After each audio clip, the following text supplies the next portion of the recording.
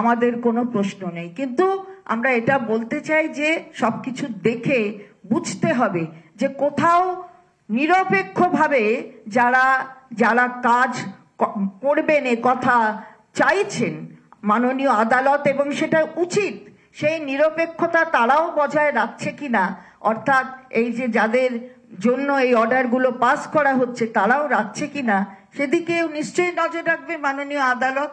আমরা এটা মনে করি যে আদালতের কাছে সবাই সমান, সেখানে কোনো রাজনৈতিক দল নেই, সেখানে আছে মানুষের অভিযোগ।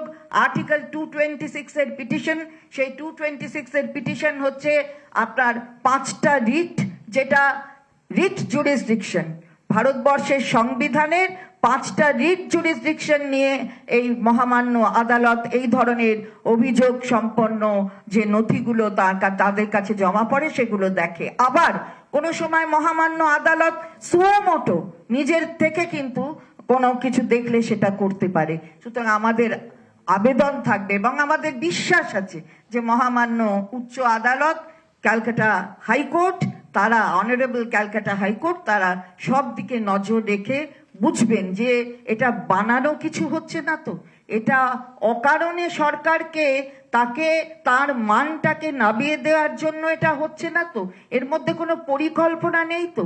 কারণ অনেক পরিকল্পনার ভিডিও তো অনেক সময় বেরিয়েছে, সেটা নিশ্চয়ই জুডিশিয়াল নোটিশে এসেছে এবং সেই জুডিশিয়াল নোটিশ নেবার জন্য আমরা আবেদন করব, মহামান্য আদালত সেটা দেখবেন।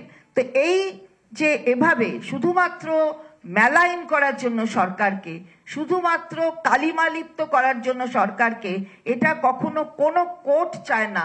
কলকাতা হাইকোর্টে আমি জানি এটার একটা মর্যাদা সম্পন্ন হাইকোর্ট, তারাও কখনো চাইবেন না। সুতরাং সেখানে দাঁড়িয়ে আমাদের আবেদন থাকবে যে এই সবগুলো একটু দেখে নেবেন, এটা আমাদের আবেদন, যেমন আমাদের বিশ্বাস যে তারা দেখে নেবেন, আইনের পথেই চলবে।